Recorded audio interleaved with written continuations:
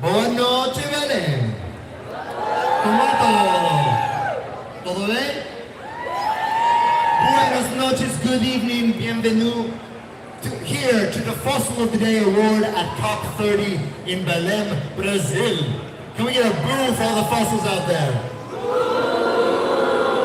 And today we have an exciting show because we have not just the Fossil of the Day Award, but also the Colossal Fossil, the Fossil of the Year, the most heinous award given out each year at COP30 to find out who is truly the best at being the worst.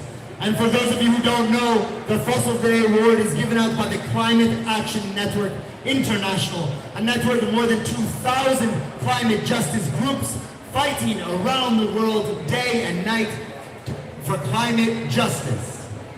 But there are big foes out here, and there are people in these very halls that work day and night in plenary, informal informals, and informal formals, and sometimes even late into the night to make sure we do not reach a fair, funded, feminist, forever, and forgetting one.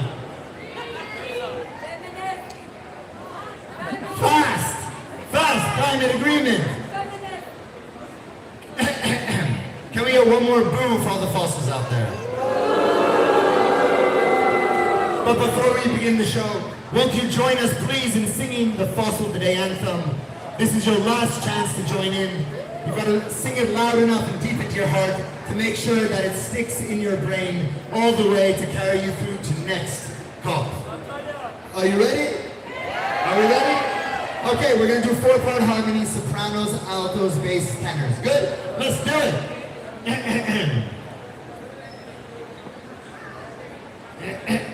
Love angelic fossil of the day. Who is bad? Who is worse? Fossil of the day. Fossil of the day. All the blame, all the shame. Fossil of the day.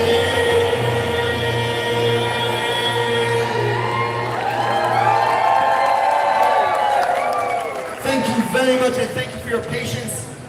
Today, we had a big day. Were any of you at the People's Plenary? You know, sometimes you think if just the people were allowed to just talk this out ourselves, we could sort this out in a couple hours. But perhaps it's not that easy. And look, I don't know if you heard, but there was a fire. Don't worry, it's put out. It's not going on now. But it is part of the immersive experience we are all getting here in Belém of a COP, that first Anthropocene COP perhaps, you know, where we've got downpours, there's water coming through the ceilings, things catch on fire, there's crazy winds in this very hall sometimes.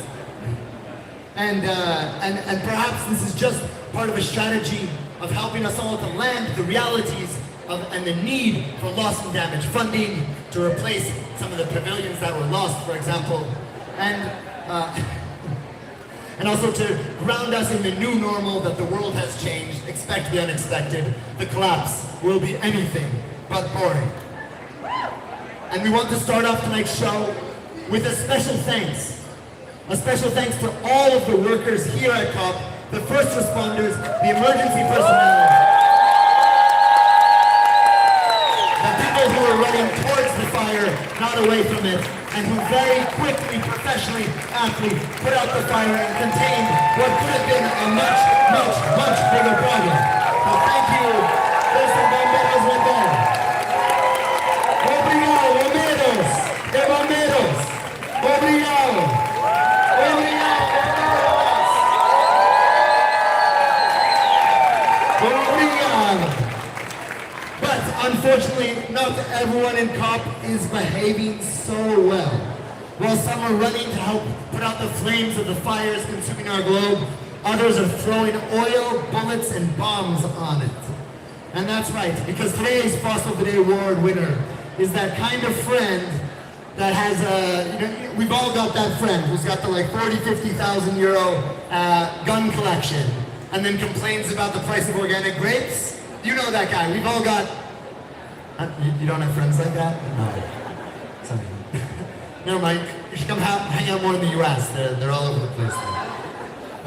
But that's right, because this country came here begging for money while its income from fossil fuels is fueling a military incursion in crisis. Can we get a drum roll, please, for today's Fossil of the Day award? Goes to Russia! Oh, Russia! You had this one coming. Is there anyone willing to come up and accept this award for Russia? You can stand up here, and we're giving you the weird trophy. That is right.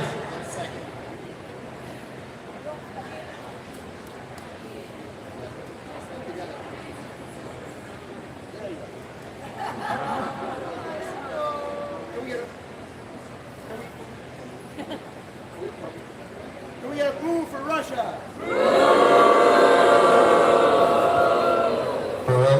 Can we get a bigger boo for Russia? That is right, because today's Fossil of the Day goes to Russia for turning destruction into an Olympic discipline and managing to slow down almost every corner of COP30 without even breaking a sweat. From gender negotiations to just transition to adaptation finance, Russia has made procedural sabotage look like a daily training program. In the gender negotiations, it burned through hours of procedural bickering, including passionate defense around outdated he-she language, a bold stand for grammatical regression. In the just transition talks, including BAM, can we hear a BAM? Oh, that was a big BAM. Russia fought tooth and nail to keep fossil fuels snug in the official text, championing transition fuels, warning of the negative aspects of renewables, and dragging the conversation backwards while others tried to move forward. And what about their magical 85% clean energy claim? Ooh, Russia's own energy strategy to 2050 keeps coal and gas firmly on the throne, while renewables are left languishing at just 3% by 2040. Their chief negotiator even insisted that the world would suffer without fossil fuels. Well, look, someone might have to mention that suffering is already here, and it is fossil fuel. Russia's new climate plan, its NDC, currently ranked 64th out of 67. We can get a boo for that one. And let's not forget the war. In 3 years of Russia's full-scale invasion of Ukraine, war-related emissions have already hit 237 million tons of CO2 equivalent, more than the annual emissions of Turkey or Thailand. And fossil fuels bankrolled the destruction. Nearly 1 trillion earned from fossil fuels since 2022, none of which went to climate action. Russia's 2026 defense budget sits at $157 billion. You never know. And to top it all off, Russia has used its UNFCCC platform to legitimize its illegal occupation of Ukrainian territory, folding these regions into its official inventory report. It's not just inappropriate, it's dangerous. For delays, distortion, and derailments, Russia wins today's Fossil of the Day award. Boo, Russia! Is there anything you could possibly say for yourself? I represent Climate Action Network in Eastern Europe, Caucasus and Central Asia, with Russia Federation being the part of it. I'm accepting this nomination, which is fully deserved by Russia as fossil fuel empire built on extraction, aggression and repression. This award is also a statement of climate justice and solidarity with all those suffering from Russia, militarism and imperialism. Russia used its fossil fuel revenues to fund its brutal war against Ukraine. Hybrid wars against my home country, Georgia, Moldova, whole region of Eastern Europe, Caucasus and Central Asia, and even far. To intimidate, destabilize, and organize brutal disinformation campaigns in the neighboring countries. threatening the very existence of their civil societies. Let's stand united against the Russian fossil fuel empire and for climate justice and human rights. Slava Ukraini!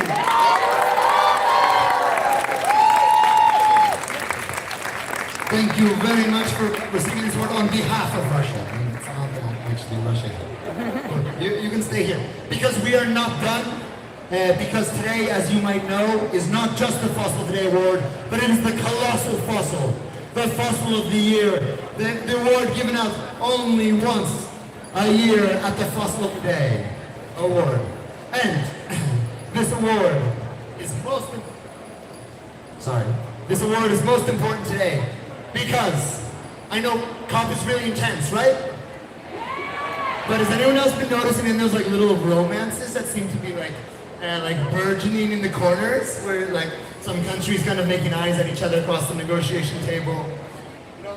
Because today we have not just one but two Colossal Fossil winners. And look, I don't want to be spreading rumors, but I don't know, I think they'd be a good couple.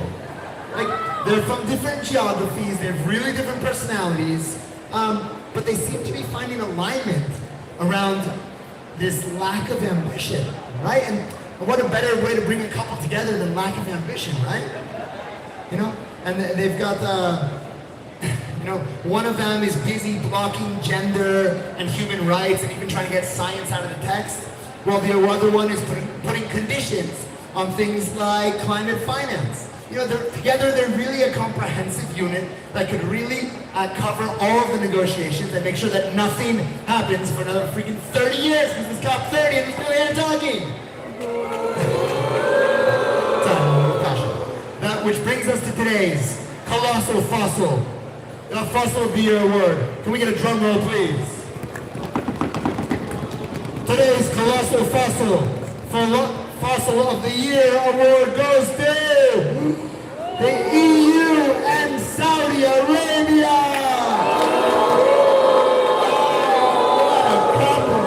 What a couple! How about that? Is there anyone that can come out and accept this award? Yeah, you can come up. Okay, come up here, and someone else, you know. Okay, told you, look, here you go. Woo.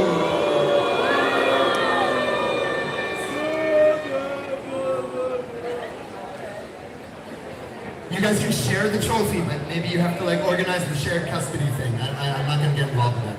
Oh yeah, there you go. Thanks, Russia.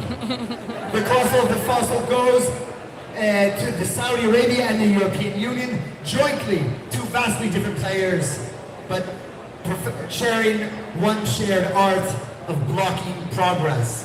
One hollowed out law, science, and mitigation. The other performed procedural slow dance worthy of applause.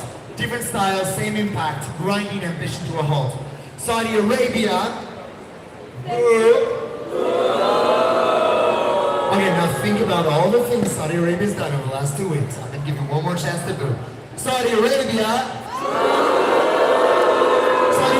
earns its colossal fossil for chiseling away at the foundations of global climate action with alarming consistency. It rejected recognition of the ICJ's advisory opinion on climate obligations. It tried to delete protections for women and environmental human rights defenders. It pushed human rights in loss and damage literally into a footnote, and it ignored any proposal on following up with the already agreed commitments on transitioning away from fossil fuels.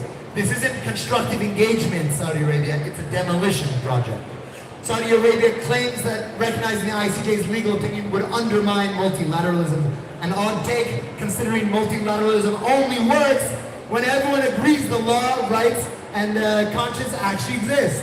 And speaking of science, it has been hard work trying to delete references of the IPCC from multiple negotiation texts, despite the ICJ reaffirming it is the global science authority. Trying to ban science from the climate conference?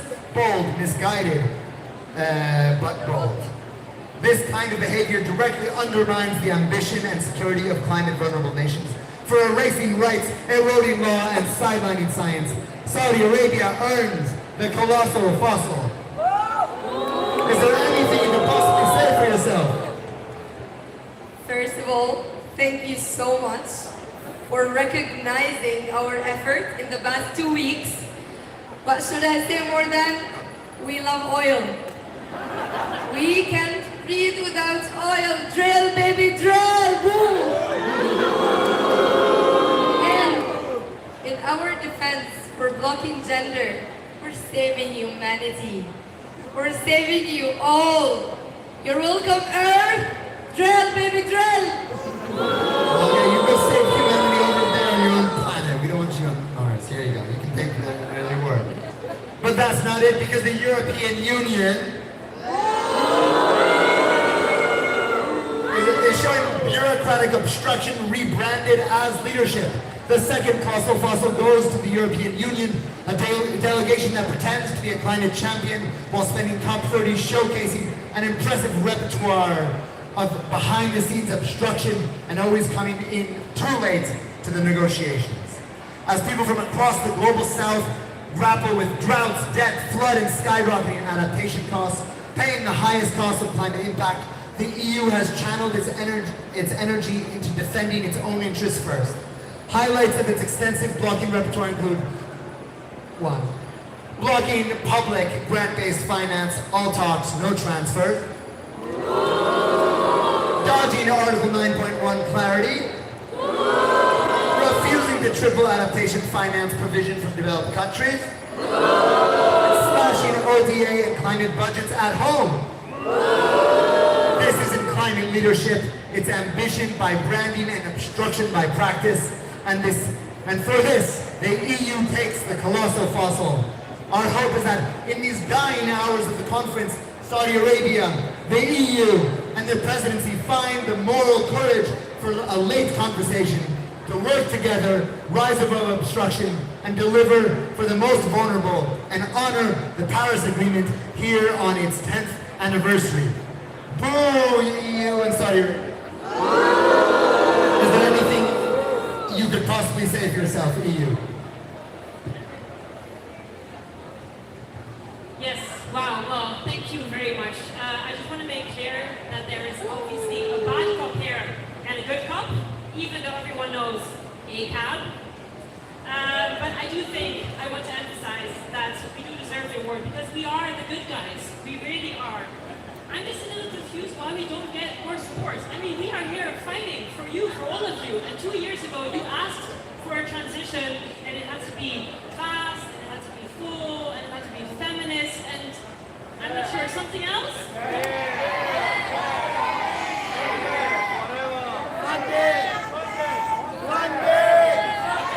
Okay, sorry, I can't hear that. You know, it's too many words, so I forgot those last parts. And you know, I mean, sure, we haven't really stopped our own fossil fuels or fossil fuel subsidies.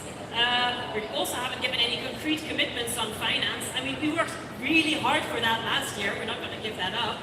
And you know, we weren't actually so eager to make just transition an actionable outcome. We prefer plans and dialogues and talking instead of a mechanism that makes it happen. So basically what I just want to say is that I feel really misunderstood by you all. Like, why is not everyone supporting TAF? If you give us solid, strong commitments to phase out fossil fuels, we will give you vague commitments to maybe pay and support you in those just transitions at some point in the future. And we might consider letting the MDBs give you some loans for adaptation.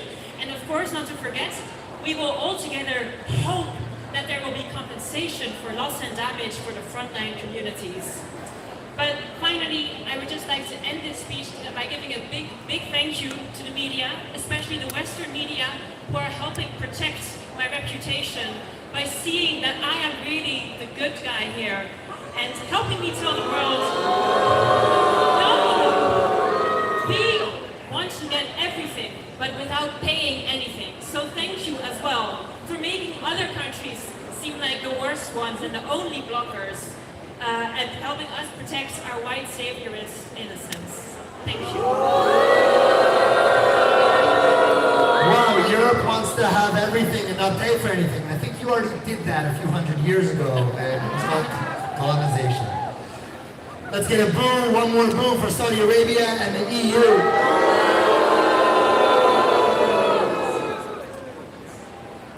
But we don't stop there, because we want to end on an important note. Because sometimes in these halls, there are countries and delegations fighting for the people around the world that most need them, keeping the spirit of this conference alive and the hope that we can reach an agreement that meets the needs of the most affected people that are already suffering so much around the world. Which is why today we want to give out a special award, a Ray of the COP. This is an award given out not even at every COP, but only in the most extreme circumstances, to the countries and delegations that are rising above and doing their best. And today, we would like to present the Ray of the COP to, a drum roll please, to Colombia!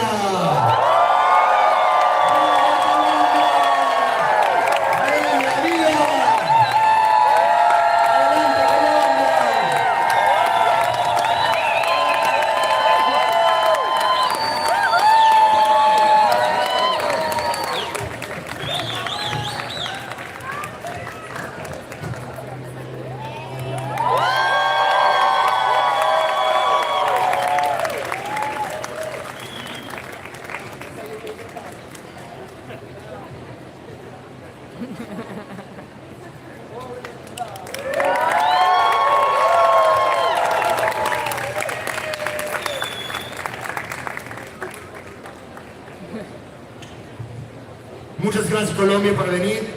Sabemos que estáis haciendo cosas muy importantes y nos da mucho gusto que vengáis aquí con nuestro dinosaurio hinchable en un espacio igual, no tan importante como el otro, pero igual estamos haciendo algo importante. The Ray of the Day of the COP goes to Colombia. This year the Ray of the COP goes to Colombia, honored for the third consecutive year for its principled, consistent and steadily rising leadership on the global climate agenda. Colombia is one of the clearest voices calling for a planned transition away from fossil fuels, not as an aspiration, but as a plan. It championed the Berlin Declaration on transitioning away from fossil fuels, naming fossil fuels as the root driver of the climate crisis, and calling for a global plan to phase them down and out. Colombia backs this up through leadership in the Fossil Fuel Non-Proliferation Treaty Initiative and by hosting the first international conference for phasing out fossil fuels next year in Santa Marta. But as long as Colombia is equally strong, pushing for an outcome that would halt and reverse deforestation by 2030, while coordinating through the Amazon Cooperation Treaty Organization to unite the region in Bogota ahead of COP. At the negotiating table, Colombia has been constructive, consistent, and courageous, advancing an operational just transition mechanism rooted in justice, equity, and inclusion, backing stronger adaptation finance, and defending the global goal on ambition. Importantly, Colombia is also helping to unlock progress on Article 2.1c, the alignment of financial flows with climate goals, while insisting that this must be linked with developed country responsibilities under Article 9.1. At a COP where trust is fragile, Colombia has acted as an anchor. For its clarity, courage, and commitment to justice and ambition, Colombia wins the Ray of the COP, proves that real leadership still is possible and still visible when it matters most. Let's hear it for Colombia!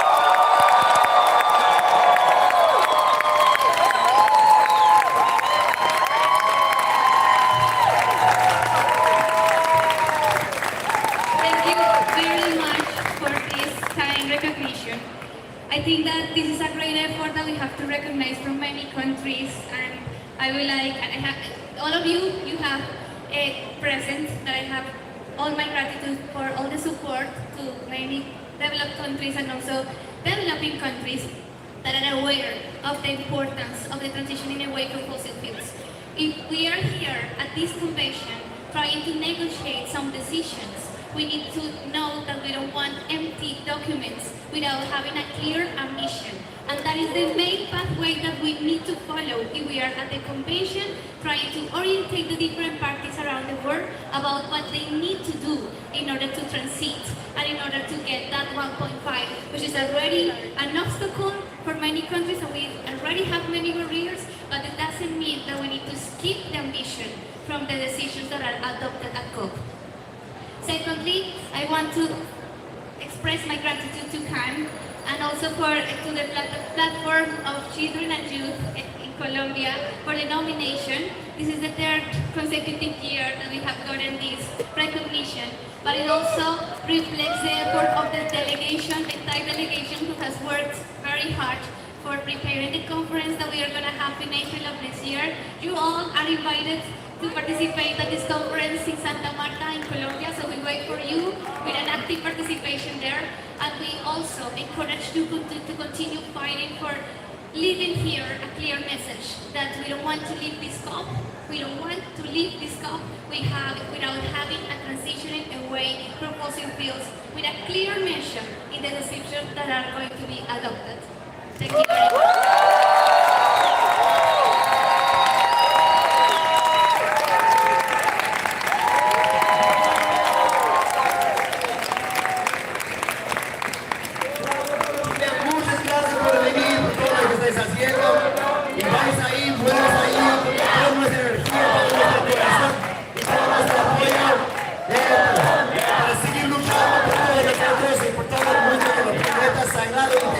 Muchas gracias, Colombia.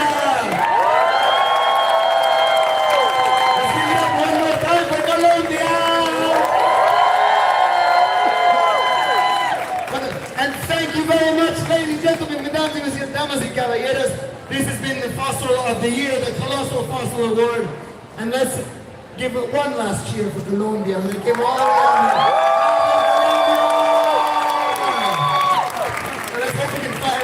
They're ready to go back in there and kick the EU and Saudi Arabia out of it. But before you go, won't you join us in singing the last time of the year, the Fossil Day anthem, so you can learn the words and sing it to your children as you rock them to sleep in their beds.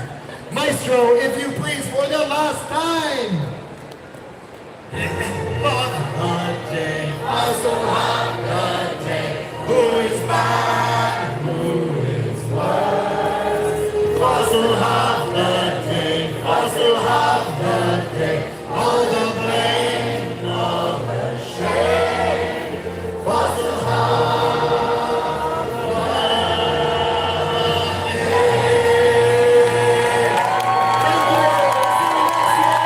Keep on coming.